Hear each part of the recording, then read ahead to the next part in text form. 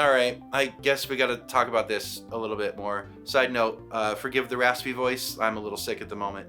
Anyways, if you're watching this right now, then like me, you're probably dizzy with videos from YouTube filmmakers talking about the Pixis, repeating all the same talking points that everybody else has been saying this whole time, praising the Pixis for being groundbreaking even though it's not doing anything new, or criticizing it for being flawed even though it's not meant for you. And the fact that you don't understand the flaws, you're telling on yourself because it shows that that the camera's not meant for you. Like, I'm sorry, I'm really not trying to be mean or rude, but the camera's not meant for you. At the same time, the Pyxis also isn't doing anything new. I keep seeing videos, people talking like, check out this camera, it's a full frame, 6K, box style cinema camera for only $3,000.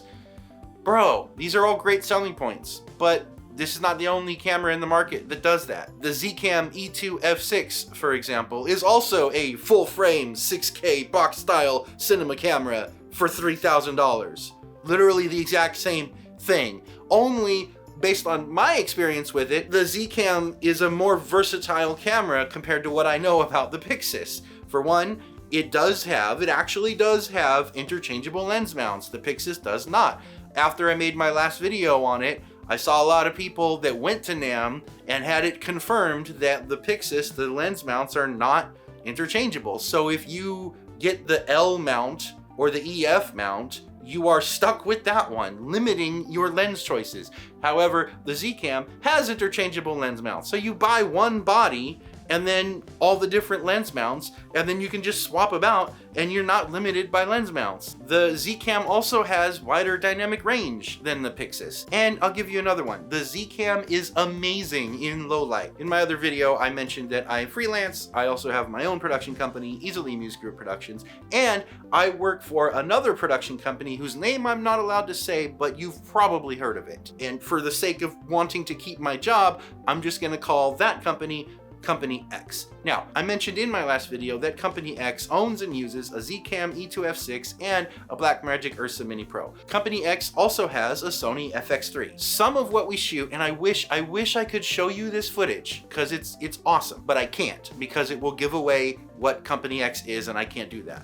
But some of the things that Company X shoots are outside at night in low light. And I'm telling you right now, I've shot and edited this footage. The Zcam that we have easily rivals the Sony that we have for those low light scenarios. So in terms of low light performance, the Zcam easily rivals the Sony in low light and absolutely outshines the Blackmagic that we have. So based on hands-on experience, if low light is important to you, the Zcam is gonna outperform the Pyxis. In my last video, I did a deep dive comparing the Pyxis to the E2 F6, and I talked for well over an hour and had to cut out a lot of stuff to bring the runtime of that video down to under half an hour. I think it came in 27 minutes. But some of the things that I cut out of that were then addressed later by people in the comments. So I'm gonna respond to a lot of the comments that I got on my last video. If you haven't seen that video yet, maybe go watch it first so you have a better idea what we're talking about here. Great review, as one of the only balanced perspectives focusing on the need to understand one's own use case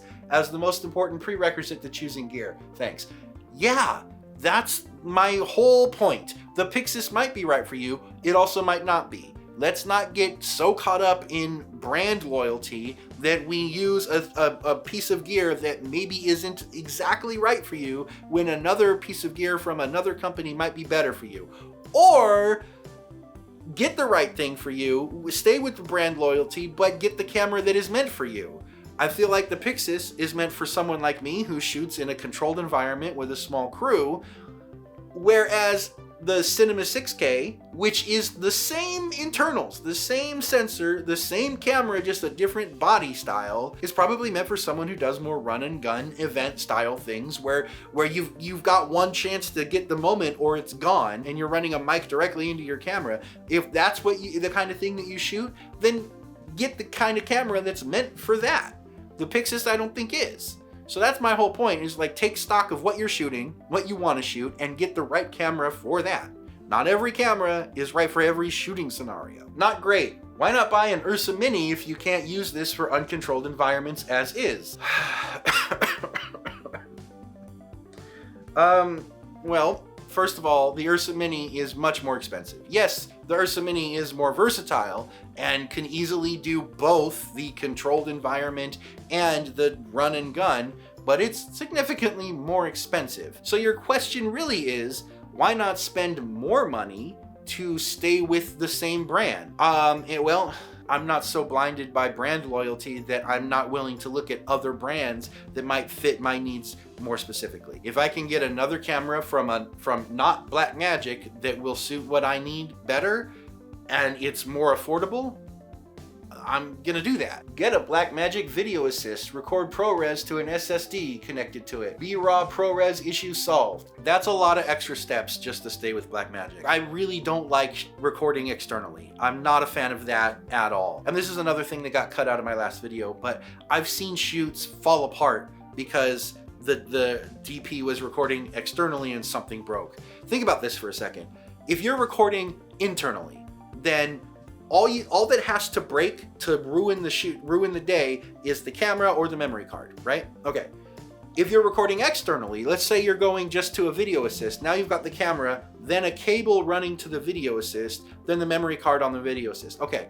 That's two more things. The cable, the video assist itself that can break. If you're going from the camera to a video assist to an SSD, now you've got three things, and now you've got three devices and two cables that can go wrong. The more links in your chain, the easier it is for the chain to break. I was on a shoot not too long ago where I was doing sound. I wasn't DPing, I wasn't directing, I was doing sound because, side note, I'm not so above it that I have to only do this. Like whatever the shoot requires, I'm willing to do. Even if it means, not running the camera, I'm doing sound or just the slate board or DIT, like whatever the shoot needs, that's what I'm willing to do. And that's how you find work, by the way. Be willing to do whatever it takes to get the job done. Anyways, on this particular shoot, I was running sound. So I had a separate sound recorder with a boom pole and a shotgun mic and lav mics, and I was doing sound separately. The DP was shooting on, I think it was a Pocket 6K. It might have been a Pocket 4K, but it was a Blackmagic Pocket. I'm not sure which one. And he was recording externally to an SSD. And about halfway into the day, the cable that he used to connect his camera to the SSD failed. And he was no longer able to shoot. And we were on location and he didn't have a backup cable. So guess what happened?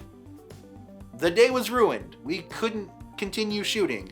We lost the rest of that day because the cable died. Now, side note, it's probably a good idea to carry spare cables. If he had had a spare cable, we could have saved the day, but he didn't. He just had the one cable and it failed, and that ruined the rest of the shoot. And actually what ended up happening, the next day we continued the shoot, but with me as DP, with my camera, stepping in to fix it. So that particular shoot, half of it was shot on the Blackmagic Pocket and half was shot on a completely different camera because the external recording failed. And that's just one example that I was personal firsthand witness to of external recording failing. I've seen it happen multiple times. I don't trust it. I would much rather just record internally and know that it's safe. As long as the camera and the memory card don't fail, we're fine. If my cable fails or if my monitor fails or if whatever, at least the camera still has it internally. So for me personally, I'm so much more comfortable recording internally. Now that's just me. If you want to take the chance and run this really long daisy chain from your camera to a video assist to an SSD to whatever, you go for it. You're comfortable taking that risk, you take that risk.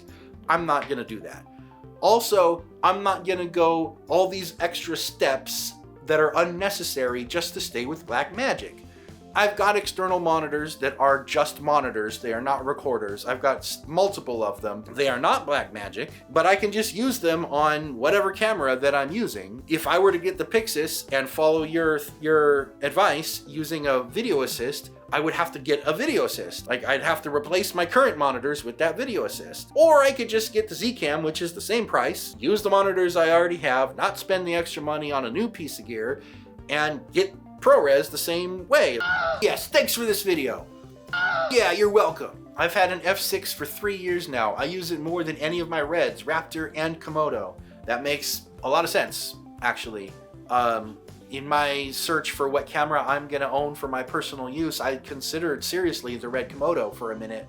And after studying about it and learning about the black shading process and the traffic light exposure system, and yeah, it would be nice to have 16-bit color depth. That's awesome. And yeah, red gives a great image, but every camera on the market now gives a great image. So I kind of came to the conclusion that the Red Komodo is probably too much camera for me. With my shooting style, I'm in a controlled environment, but I want to move a little bit quicker still. I'm trying to be efficient with my time because I don't want to be on set all day.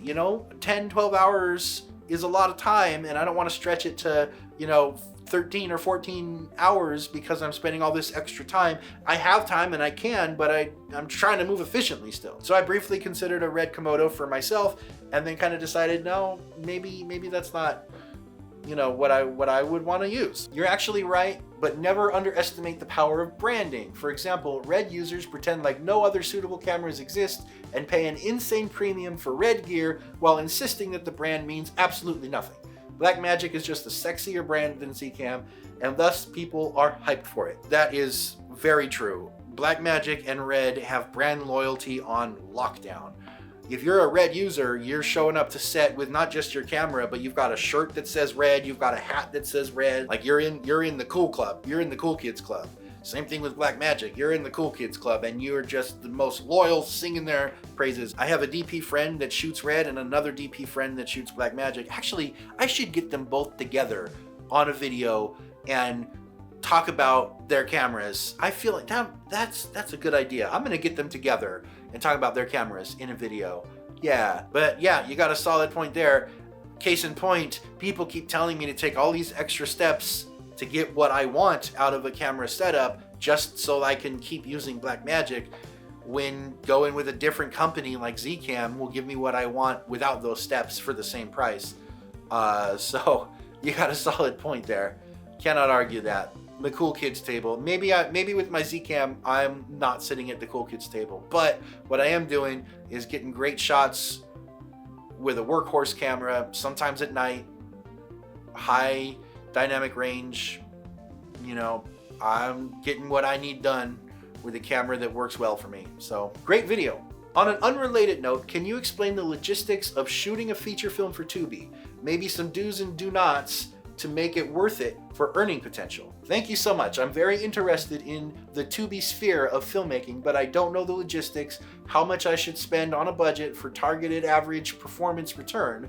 I don't want to spend $40,000 when I can make 4 films for $10,000 if they perform all the same. Any info on this would help. Absolutely, I can talk about that.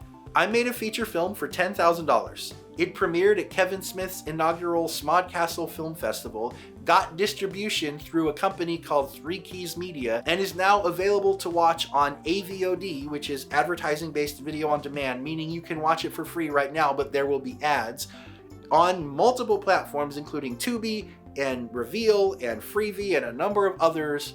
Side note, it would really help me out and the movie out if you went and watched it, because the more people that watch it, the better the algorithm will treat it, and maybe I can get it closer and closer to the recommended page. So yeah, I absolutely can talk about how I did that and the logistics of getting it on Tubi and the returns and all of that. But this is not the video for that. So I am going to talk about that in my next couple of videos, actually. So if that's something that is interesting to you, please do the whole like and subscribe thing, because that is coming, just not in this video. So hang tight. Right now we're talking about cameras. We'll come back to that, I promise. Nice video. Agree with a lot of it, though some of it is a bit suspicious. The Zcam doesn't shoot 15 stops. That's marketing hype. Independent testing shows it's about 12.8 at best. So same as the Blackmagic. Okay, this is something else that I talked about in my other video that ended up getting cut for time. But yes, it's widely known, it's common knowledge that companies tend to, we'll say, inflate certain numbers like the dynamic range on the spec sheet. So you will often get a camera where the spec sheet says 15 stops, but in practice it's more like 13 or 12. So we'll call the spec sheet a good starting point. In practice it might be a little bit lower than that. But the same thing applies to Blackmagic. So if Zcam is starting at 15 stops and the Pixis is starting at 13 stops, they're both going to be lower than that still, which means the Pixis is still going to come in lower than the Zcam. I'll say this much too. The Canon R that I'm shooting this on right now, according to its spec sheet, it has 13.5 stops dynamic range. So I really hope that the Pixis is outperforming my Canon R.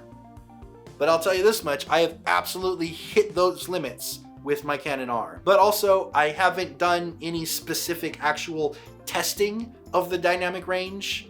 I just use it. I just shoot with it all the time in varying lighting scenarios. I do a lot of shooting outside in broad daylight, and at night in low light, and in shadows, and in a studio when we have a green screen studio.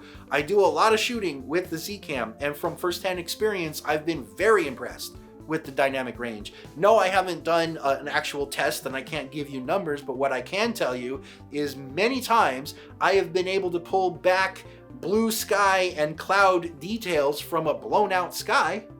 So, and I've been able to pull out details from crushed blacks in the shadows. So from first-hand experience, I've been very impressed with the dynamic range of the Zcam, willing to believe that it's closer to 15 stops. And like I said, the Canon R, the spec sheet says 13.5, and absolutely the Zcam outperforms the Canon R. So, and yeah, the Ursa has even better dynamic range than the E2F6, but the Ursa is also a much more expensive camera. So of course, comparing the E2F6 to the Pixis, nobody has real hands-on testing with that yet. But if it says 13 stops, from my hands-on experience with the Zcam, I'm been very impressed with it. So I feel like based on what I have seen, the Zcam is going to outperform the Pixis with dynamic range easily. This clears up a lot for me. I'm currently using a Canon R6 Mark II, and I'm curious about upgrading. The Pixis sounds cool, but doesn't seem that great for me and my style of shooting. Super informative. Thank you for saying that. That is the very point that I'm trying to make right there. Not every camera is meant for every shooter, is meant for every shooting scenario. Cameras are tools, and you want the right camera for the right project, for the right shoot, for the right style of shooting. You don't find a whole lot of Canons in, say, the indie narrative market. So if you're doing like a low or no budget indie film, you're not seeing Canons on those shoots. Conversely, if you're doing a documentary, you're gonna see a lot of Canons. You're probably not gonna see any Zcams on a documentary shoot.